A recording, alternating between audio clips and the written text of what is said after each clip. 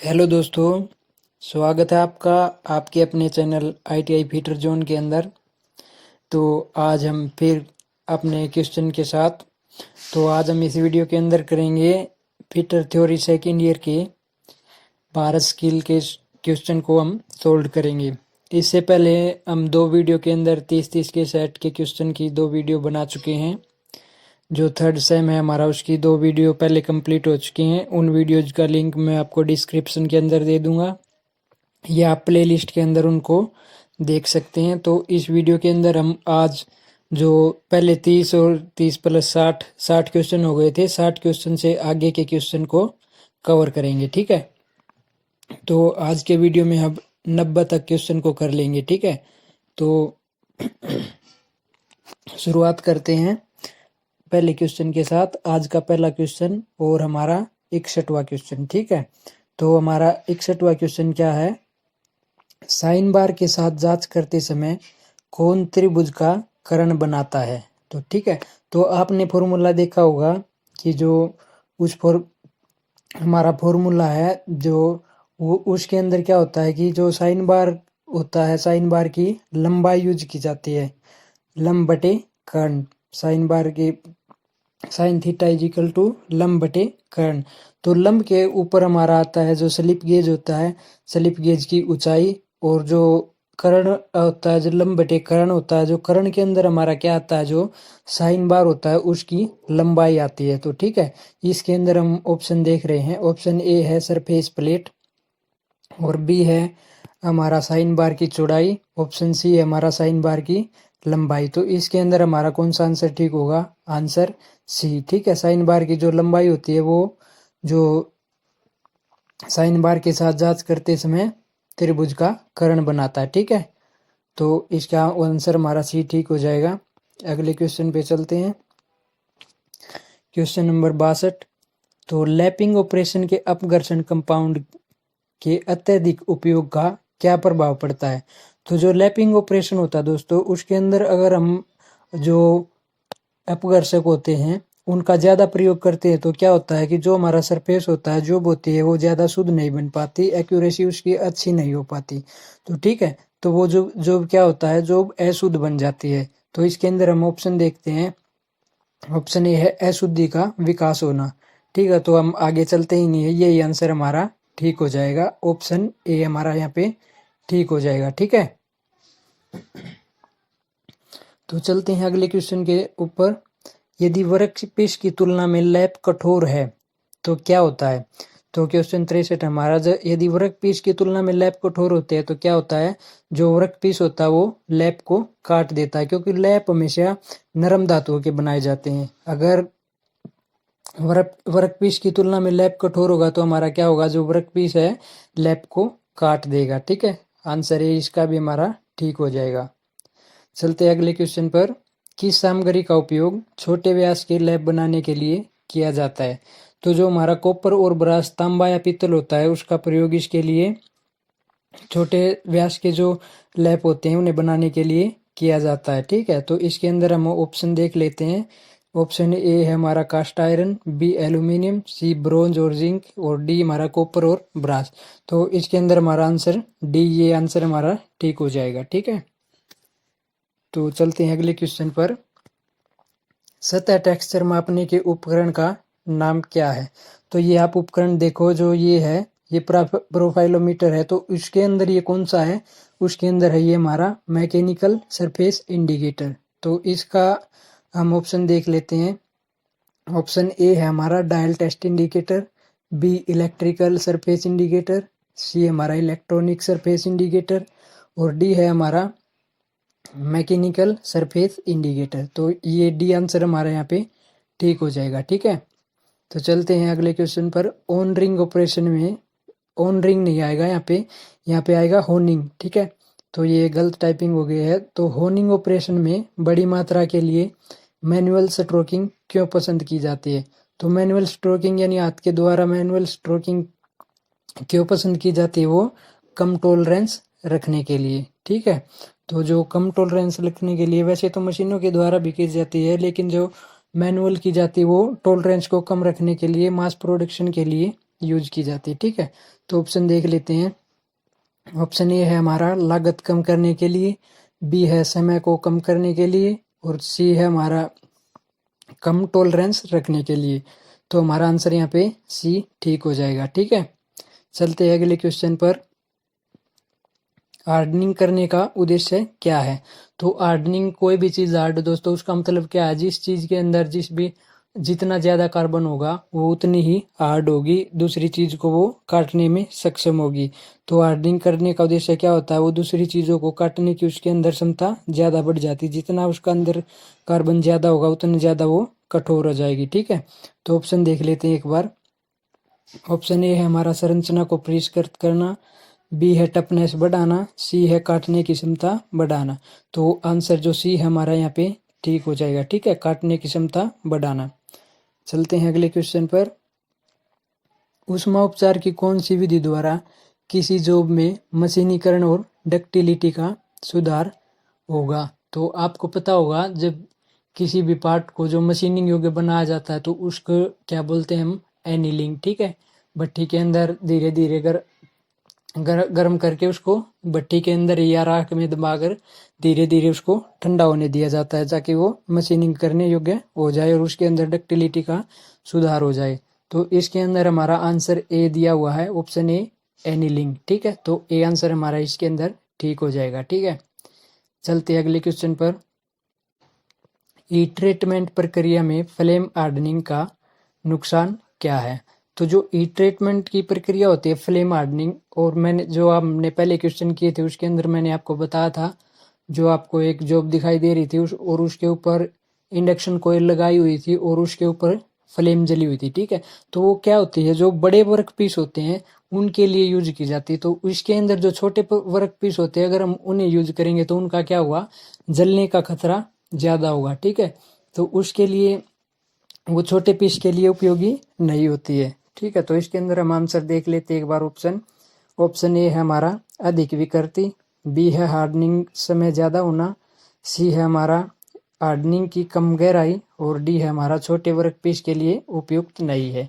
तो ये ऑप्शन आप देख सको, डी आंसर हमारे यहाँ पे ठीक हो जाएगा। ठीक है, छोटे वर्क पीस के लिए उपयुक्त नहीं होती, ताकि क्योंकि उसका जलने का खतरा ज्यादा होता है। ठीक है, चलते अगले क्वेश्चन पर।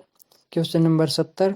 बेस मेटल पर मेटल की परतों का रोल या रोल लेयर्स खींचने के द्वारा किए गए धात्विक कोटिंग करने की विधि का नाम क्या है?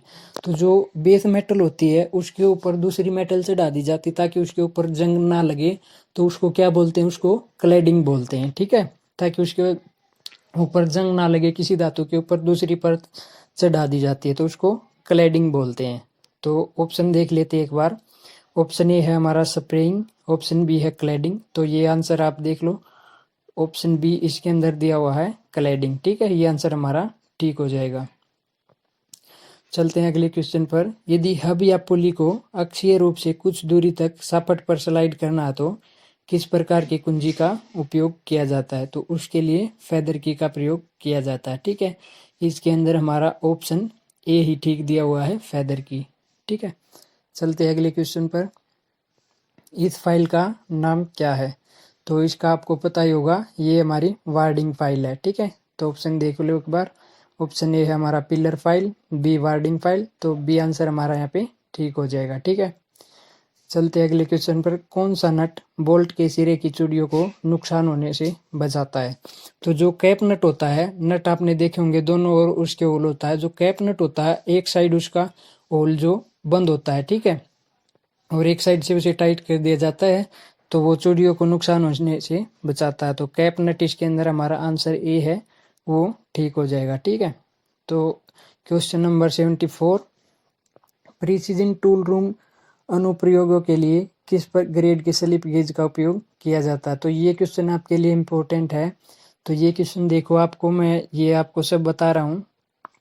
जो हमारा ग्रेड 00 का होता है स्लिप गेज, वो हमारा रेफरेंस स्लिप गेज होता है। ठीक है, तो रेफरेंस का मतलब ये है कि इसके द्वारा हमारे जो गेज बने होते हैं उन्हीं को चेक किया जाता है कि वो सही बने हुए हैं या नहीं होते हैं। ठीक है, तो बी है हमारा ग्रेड 0, ये कैलिब्रेशन होता है, और सी है हमारा ग्रेड 1 ये इंस्पेक्शन विभाग के अधिकारी होते हैं उनके द्वारा यूज किया जाता है और टोल रूम में इसका प्रयोग किया जाता है। ठीक है, तो ग्रेड 2 है हमारा ये डी वाला। ये हमारा जो वर्कशॉप होता है उसके अंदर मेनली यूज किया जाता है, वर्कशॉप स्लिप गेज बोलते हैं इसको। तो इसके अंदर उन्होंने क्या पूछा क्वेश्चन के अंदर, प्रिसीजन टूल रूम। तो मैंने आपको बताया ग्रेड 1 जो सी ऑप्शन है हमारा वो इसके अंदर ठीक हो जाएगा। प्रिसीजन टूल रूम के अंदर किसका उपयोग किया जाता है, जो इंस्पेक्शन वाले अधिकारी होते हैं वो इसका यूज करते हैं ग्रेड 1 का। ठीक है, तो ऑप्शन सी इसका हमारा ठीक हो जाएगा। क्वेश्चन नंबर 75, स्लिप गेज बनाने के लिए किस मटेरियल का उपयोग किया जाता है। तो उसके लिए जो हाई ग्रेड स्टील होता है विद लो थर्मल एक्सपेंशन। ठीक है, तो इसके अंदर एक बार ऑप्शन देख लो। ऑप्शन ए है tool steel, B low grade steel और सी है हमारा high grade steel with low thermal expansion. ये हमारा ऑप्शन सी इसके अंदर ठीक दिया हुआ है, तो ऑप्शन सी हमारा यहाँ पे ठीक हो जाएगा। ठीक है, चलते हैं अगले क्वेश्चन पर। क्वेश्चन नंबर 76, महीन अपघर्षक कणों का उपयोग किस ऑपरेशन में किया जाता है। तो एक बार हम ऑप्शन देख लेते हैं। फाइलिंग के अंदर हम सीधा फाइलिंग करते हैं। Option B lapping. तो लैपिंग के अंदर हमारा क्या होता है, महीन अपघर्षक कणों का उपयोग। ठीक है, तो इसके अंदर हमारा ऑप्शन बी ये ठीक हो जाएगा। चलते हैं अगले क्वेश्चन पर। नॉर्मलाइजिंग करने का उद्देश्य क्या होता है। तो नॉर्मलाइजिंग करने का, जैसे कोई भी पार्ट है उसके ऊपर हम ऑपरेशन करते हैं तो उसके अंदर स्ट्रेस और स्ट्रेन हो जाता है। ठीक है, तो उसके ऊपर जैसे हैमरिंग कर रखी है हमने, हैमरिंग के जो निशान हो जाते हैं, यानी उसका जो अंदर का स्ट्रेस हो जाता है, उसके अंदर खिंचाव जो भी है, तो उसको दूर करने के लिए इसका उपयोग किया जाता है। ठीक है, तो ऑप्शन देख लो एक बार।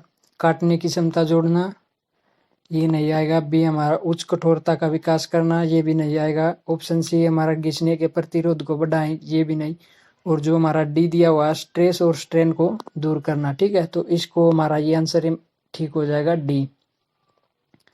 चलते हैं अगले क्वेश्चन पर। स्टील की किस संरचना में 0% कार्बन होता है। तो जो स्टील की कौन सी संरचना होती है, स्टील की आपने हीट ट्रीटमेंट का टॉपिक पढ़ा होगा। हीट ट्रीटमेंट के अंदर हमारी कई प्रक्रियाएं होती, कई जो संरचना होती हैं, जैसे फेराइट, पेरलाइट, आर्सेनाइट, सीमेंटाइट, मोर्टेनाइट, ये कई होती हैं।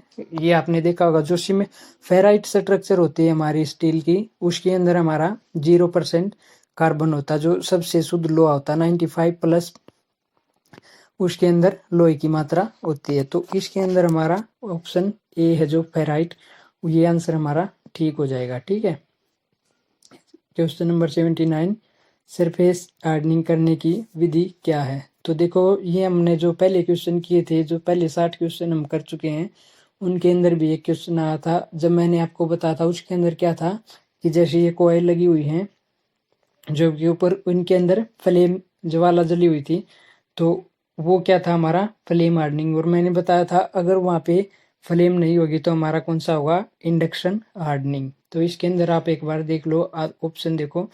नाइट राइडिंग, बी है हमारा केस हार्डनिंग, और सी है फ्लेम हार्डनिंग, और डी है हमारा इंडक्शन हार्डनिंग। तो देख लो आप, इसका आंसर खुद ही बता दो। अब आंसर डी इसका ठीक हो जाएगा। ठीक है, तो चलते हैं अगले क्वेश्चन पर।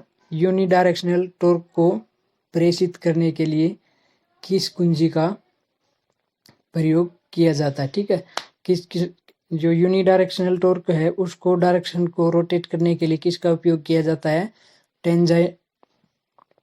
टेंजेंटाइल की, उसका फेदर की का यूज इसके अंदर किया जाता है। आप ऑप्शन देखो, आप सीधा यहाँ पे डी ऑप्शन दिया हुआ है, टेंजेंटाइल की। ठीक है, तो ऑप्शन डी इसका ठीक आंसर हो जाएगा। चलते हैं अगले क्वेश्चन पर। रिंग गेज का उपयोग क्या है। तो जो पहले क्वेश्चन, अगर आपने पहले क्वेश्चन अच्छे से किए होंगे तो इसका आंसर आप खुद ही दे दोगे, जो हमने पहले 60 क्वेश्चन किए थे। तो इसका आंसर देखो एक बार। रिंग गेज का उपयोग क्या होता है। रिंग गेज का उपयोग क्या होता है, रिंग होती है जो एक प्रकार से वो बाहरी व्यास माप, जो बाहरी व्यास होता है उसकी जांच करने के लिए रिंग गेज का प्रयोग किया जाता है। ठीक है, तो इसके अंदर आप ऑप्शन देखो। ऑप्शन ए है चेक होल डायमीटर, छेद व्यास की जांच करना नहीं। ऑप्शन बी है हमारा बाहरी व्यास की जांच करना। ठीक है, तो ये आंसर हमारा बी ठीक हो जाएगा। ठीक है, चलते हैं अगले क्वेश्चन पर। आंतरिक धागे की सटीकता की जांच करने के लिए किस गेज का उपयोग किया जाता है? यानी धागे का मतलब यहाँ थ्रेड से है। इंटरनल थ्रेड के लिए किस गेज का प्रयोग किया जाता है? तो देखो, जो इसके अंदर ऑप्शन दिए हुए हैं, ring gauge, B option snap gauge, और सी हमारा थ्रेड रिंग गेज, और डी है हमारा सेंटर गेज। तो इसके अंदर सी ऑप्शन जो thread gauge, thread ring gauge, क्योंकि हमें थ्रेड की जांच करनी है और इंटरनल की करनी है। ठीक है, तो ऑप्शन हमारा सी यहाँ पे ठीक हो जाएगा। चलते हैं अगले क्वेश्चन पर। गेज का नाम क्या है? तो देखो, पहले तो ये हमारा रिंग गेज है, और अब इसके अंदर पहले आप ऑप्शन देखो, ring gauge, B snap gauge, और सी टेपर रिंग गेज, और डी इंटरनल थ्रेड गेज। तो इसके अंदर रिंग गेज के हमारे दो ही ऑप्शन दिए हुए हैं, एक तो ए और एक सी। तो जो ए आंसर हमारा सीधा नहीं है। देखो आप एक बार इसको, ये थोड़ा आपको टेपर में दिखाई दे रहा है। ठीक है, तो ये कैसा हमारा taper ring gauge, option C है हमारा जो यहाँ पे ठीक हो जाएगा। ठीक है, चलते अगले क्वेश्चन पर। 84, विशेष आयाम के स्लिप गेज का निर्माण करने की प्रक्रिया क्या है? ये क्वेश्चन भी हमारा पहले आ चुका है। जो विशेष आयाम के लिए स्लिप गेज का निर्माण करते हैं, 60 क्वेश्चन जो हमने किए थे उनके अंदर ये क्वेश्चन आ चुका है। तो सबसे पहले बड़ा, उसके बाद छोटा, मैंने आपको बताया था। तो सबसे बड़े स्लिप गेज होता है, उससे रिंगिंग एक्शन शुरू करते हैं। तो इसके अंदर एक बार ऑप्शन देख लो, ग्रेड एक्यूरेसी के साथ बनाया गया, बी हमारा ब्लॉक की न्यूनतम संख्या, सी है ब्लॉक की अधिकतम संख्या, और डी है छोटी स्लिप गेज से रिंगिंग शुरू करें। तो इसके अंदर कोई सा भी आंसर ठीक नहीं दिया हुआ है, तो हम यहाँ पे ऑप्शन डी है जो, ये शायद उनकी गलत टाइपिंग हो गई है। यहाँ पे ऑप्शन डी ठीक आएगा आपका, छोटी की जगह बड़ी स्लिप गेज के से रिंगिंग शुरू करें। तो ऑप्शन डी आप इसका ठीक कर देना। ठीक है, तो ऑप्शन डी इसका आ जाएगा हमारा, बड़ी स्लिप गेज से रिंगिंग शुरू करें। ठीक है, क्वेश्चन 85, कौन सी प्रक्रिया मिलने वाले घटकों के बीच फिट की गुणवत्ता में सुधार करती है? ठीक है, तो ऑप्शन देखो एक बार, फाइलिंग, टर्निंग, ग्राइंडिंग, और लैपिंग। जो लैपिंग ऑपरेशन होता है हमारा, जो सबसे शुद्ध होता है, उसके अंदर जो प्रक्रिया होती है वो मिलने वाले घटकों के बीच फिट की गुणवत्ता में बिल्कुल अच्छी एक्यूरेसी लाती है। ठीक है, तो ऑप्शन डी हमारा यहाँ पे ठीक हो जाएगा। चलते हैं अगले क्वेश्चन पर। नरम स्टील और एलो धातुओं की लैपिंग के लिए किस अपघर्षक का उपयोग किया जाता है? तो उसके लिए किसका प्रयोग किया जाता है हमारा? नरम और स्टील और एलो धातुओं के लिए सिलिकॉन कार्बाइड का। ठीक है, सिलिकॉन कार्बाइड का हमारा यहाँ पे लैपिंग के लिए यूज किया जाता है। तो ऑप्शन ए हमारा यहाँ पे दिया हुआ है, ये हमारा ऑप्शन ए ठीक हो जाएगा। ठीक है, चलते 87, कौन सा परिष्करण ऑपरेशन में टूल साथ साथ में रोटेट और रेसिप्रोकेट करता है? तो जो ओनिंग ऑपरेशन होता है हमारा, उसके अंदर जो हम टूल लगाते हैं वो साथ साथ रोटेट तो करता ही है, उसके साथ रेसिप्रोकेट भी साथ साथ करता है। ठीक है, तो ऑप्शन देखो एक बार, ऑप्शन ए हमारा ड्रिलिंग, बी है हमारा ओनिंग। तो ये ऑप्शन बी इसका अंदर दिया हुआ है, ऑप्शन बी हमारा यहाँ पे ठीक हो जाएगा। ठीक है, चलते अगले क्वेश्चन पर। रिंग प्रकार के लैप में छेद क्यों प्रदान किए जाते हैं? तो जो उसके अंदर छेद क्यों प्रदान किए जाते हैं, जो लैपिंग कंपाउंड होता है ना, उसको आसानी से पकड़ने के लिए उसके अंदर छेद प्रदान किया जाता है। रिंग लैप होता है जो रिंग प्रकार का लैप, उसको इसलिए अंदर, उसके अंदर छेद इसलिए होता है ताकि उसके अंदर जो लैप कंपाउंड होता है उसको आसानी से पकड़ा जा सके। ठीक है, तो इसके अंदर आप एक बार ऑप्शन देखो, ऑप्शन ए है स्नेक के लिए, बी गर्मी को दूर करने के लिए, सी है हमारा लैप कंपाउंड को पकड़ने के लिए। तो ये सी आंसर इसका अंदर दिया हुआ है, सी ऑप्शन, ये हमारा ठीक हो जाएगा। ठीक है, चलते अगले क्वेश्चन पर। सापट सतह से प्रतियोगिता के लिए किस प्रकार की में अग्रभाग वक्रता में होता है? जो होलो सैडल की होती है हमारी, उसका जो अगला भाग होता है वो थोड़ा वक्रता के अंदर होता है। ठीक है, तो इसके अंदर आप ऑप्शन देखो एक बार, ऑप्शन ए हमारा संकी, बी है सैडल फ्लैट सैडल की, सी है सर्कुलर टेपर की और डी है हमारा होलो सैडल की। तो इसके अंदर डी आंसर हमारा दिया हुआ है होलो सैडल की। ठीक है, तो चलते हैं हम अगले क्वेश्चन पे। इस की का नाम क्या है? पहले तो आप की देखो, ये जो होल है और शापट है दोनों के अंदर फिट की हुई है, यानी ये कौन सी की है हमारी? संघ की। संघ की जो होती है हमारी होल और शापट दोनों के अंदर, उसके अंदर की वे कटा होता है। और सैडल की होती है, सैडल की के अंदर या तो होल के अंदर की वे पाएगा क्या, या फिर आपको शापट के अंदर की वे मिलेगा। ठीक है, तो ये हमारी पहली बात तो संघ की है। तो अब हमको देखना कि ये कौन सी की है। संघ की के अंदर ऑप्शन देखो एक बार। ऑप्शन ए है पैरेलल संघ की, ऑप्शन बी जीवैड की, सी वुडरप की और डी हमारा टेपर संघ की। तो ऑप्शन ए और डी है, टेपर तो ये नहीं है। ठीक है, तो पैरेलल संघ की ऑप्शन ए हमारा ठीक हो जाएगा। ठीक है, तो आज के क्वेश्चन पूरे हुए। आगे के क्वेश्चन हम अगली वीडियो में करेंगे। वीडियो को लाइक कीजिए और ज़्यादा से ज़्यादा दोस्तों कमेंट कीजिए, अपने दोस्तों के साथ शेयर कर लीजिए और मेरे चैनल को सब्सक्राइब कर लीजिए, ताकि जो भी अब मैं इससे आगे के क्वेश्चन सोल्व करवाऊँ उनका नोटिफिकेशन, वीडियो डालूँ तो मैं उनका नोटिफिकेशन आपको सीधा मिल जाए। धन्यवाद।